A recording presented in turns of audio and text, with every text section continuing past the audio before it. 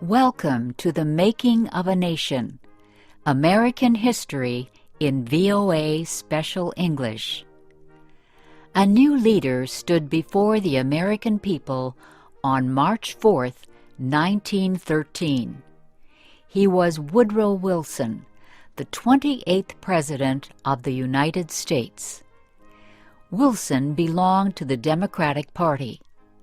He was progressive in his belief that government should take an active part in efforts for social reforms. This week in our series, Kay Gallant and Harry Monroe begin the story of Wilson's presidency.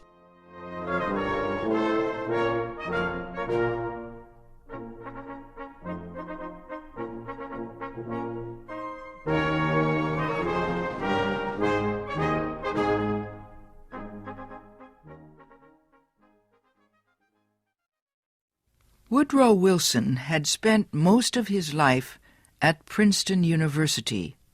First, he was a professor. Then, he was university president. Next, Wilson was elected governor of the state of New Jersey.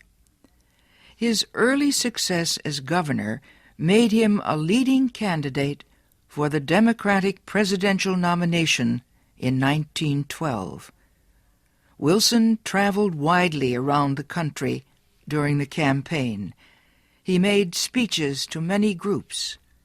He tried to make himself and his ideas known to as many Americans as possible. Wilson called his program the New Freedom. One of his campaign promises was to fight for better conditions for America's small business owners. Such proposals helped him win the Democratic nomination for president. Then he defeated President William Howard Taft and former President Theodore Roosevelt in the election. Woodrow Wilson, the former president of a university, had become the president of a nation. The largest crowd in Washington, D.C.'s history welcomed Wilson outside the Capitol building on the day of his inauguration. He called on the American people to join him in making the country a better place. "Our duty," Wilson said, "is to correct the evil without hurting the good. I call all honest men, all patriotic, all forward-looking men to my side."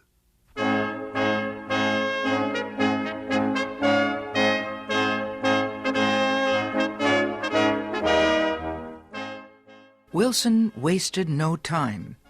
He immediately called a special session of Congress to act on Democratic campaign promises to reduce import taxes or tariffs.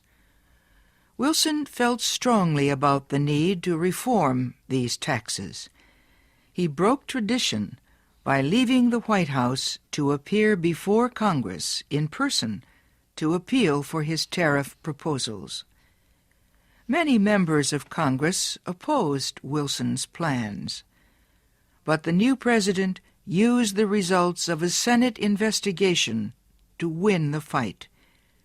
The investigation showed that a number of senators owned companies that depended on high tariffs for their profits.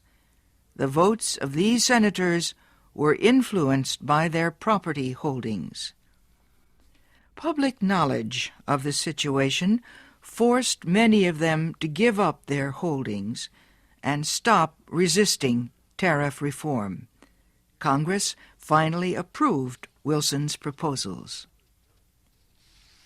Lower tariffs reduced the amount of money taken in by the federal government. So the Senate also approved a tax on income.